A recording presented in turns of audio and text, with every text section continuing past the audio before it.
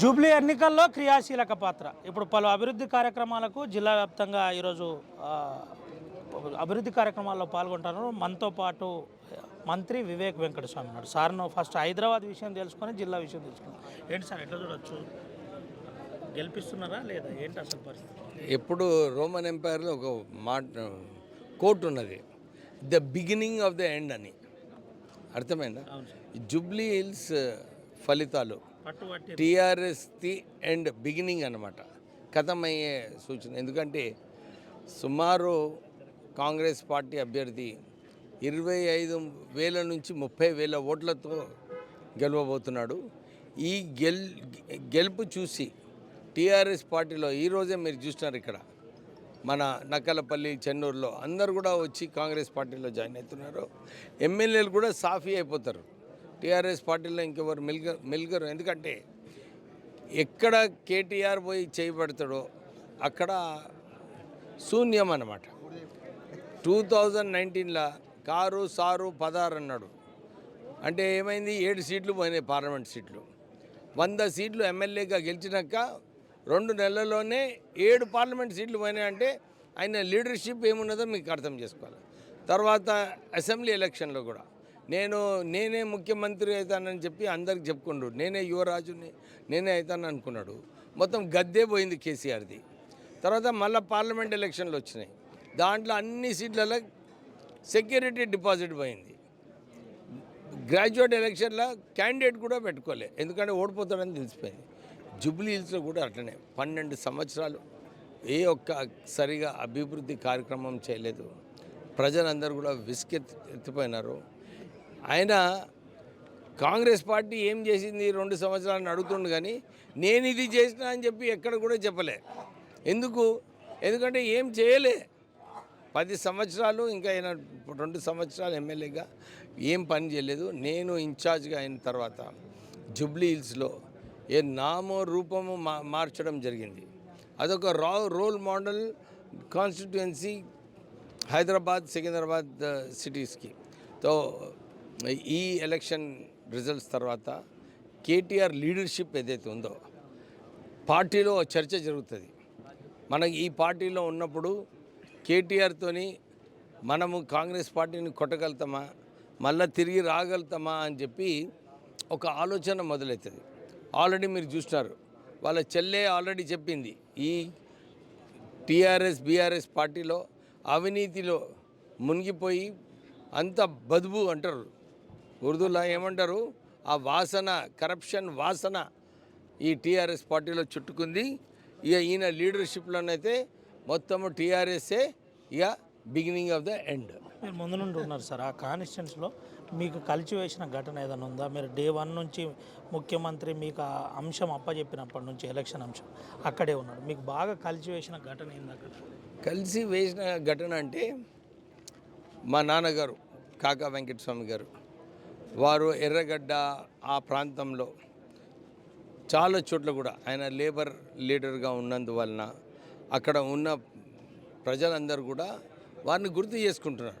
Sir, మా నాన్నగారు కూడా మీ నాన్నగారి దగ్గర పనిచేస్తున్నారు అంటే నాకు సులభంగా అయిపోయింది కనెక్షన్. లోకల్ పబ్లిక్తోని వాళ్ళ కలుసుకోవడానికి చాలా సులభంగా అయిపోయింది.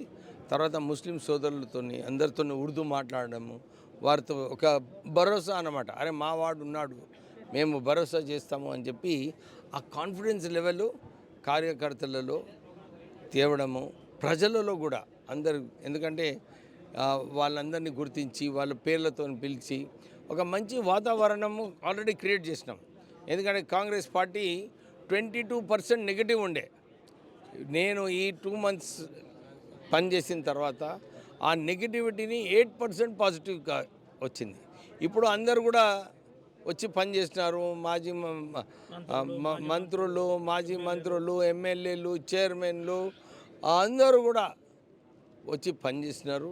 సో ఇంకా ఈ 12% ఏదైతే ఇంతకుముందు ఉన్నానో అది 15% పోవటానికి అవకాశం ఉంది.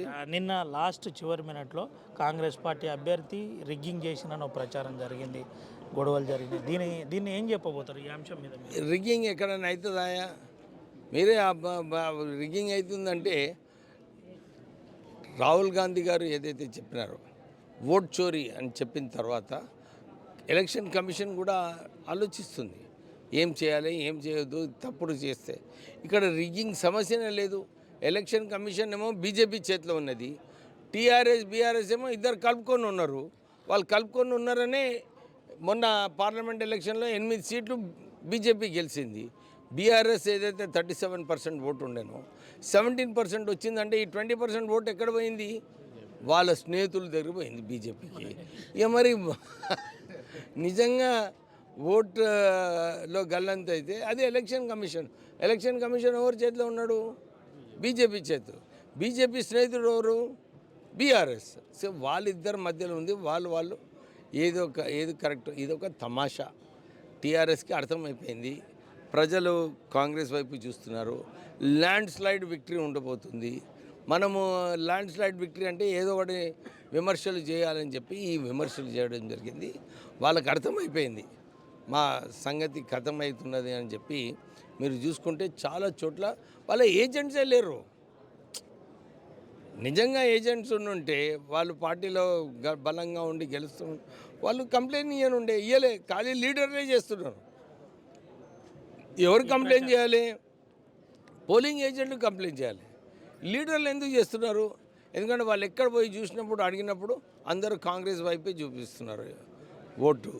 సో దాని గురించి కేవలం ఒక తమాషా డ్రామా చేయడానికి ఈ నాటకం ఆడుతున్నారు. జిల్లాలో పత్తి రైతులకు సంబంధించిన తేమలో ఇబ్బంది ఉంది. ఈ కొనుగోలు అంశంలో జాప్యం జరుగుతుందంటారు. మీరు ఇప్పటికే కలెక్టర్ గారితో మాట్లాడినారు.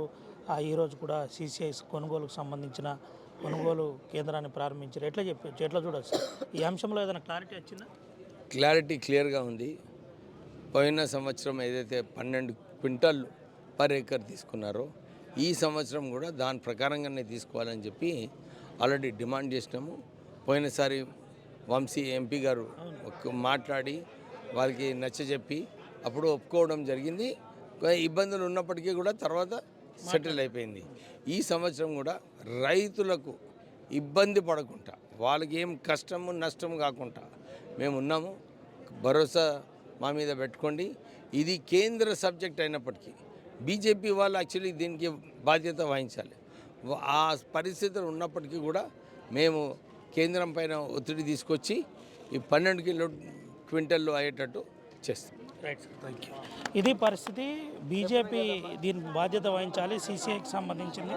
అయితే బీజేపీ బాధ్యత వహించనప్పటికీ దీనికి మేము పూర్తి బాధ్యత వహించడానికి మేము సిద్ధంగా ఉన్నామని చెబుతున్న పరిస్థితి కనబడుతుంది. దీంతో పాటు ప్రధానంగా జూబ్లీ ఎన్నికలపై వివేక్ వెంకటస్వామి మంత్రి సంచలనమైన వ్యాఖ్యలు చేయడం జరిగింది. అక్కడ ఏజెంట్లు ఎక్కడా రిటర్న్ల కాంప్లైంట్ ఇవ్వలే, అధికారులే కాంప్లైంట్ ఇచ్చారు. అంటే క్లియర్గా ఓడిపోతున్నట్టు కనబడుతుంది. ఎక్కడ కేటీఆర్ ప్రచారం చేసినా నష్టం జరుగుతుంది. అది బీఆర్ఎస్ పార్టీలో సొంతగా వాళ్ళ చెల్లె కవితనే చెప్పిన పరిస్థితి. ఇప్పుడు కూడా అదే జరగబోతుంది. రానున్న రోజుల్లో ఖచ్చితంగా కాంగ్రెస్ పార్టీ పైచేయి ఉంటుంది. కాంగ్రెస్ పార్టీ వైపు ప్రజలు చూస్తున్నారని మంత్రి వివేక్ వెంకటస్వామి చెబుతున్న పరిస్థితి కనబడుతుంది. ప్రస్తుతంతో రవినాయక్, RTV, ఆదిలాబాద్.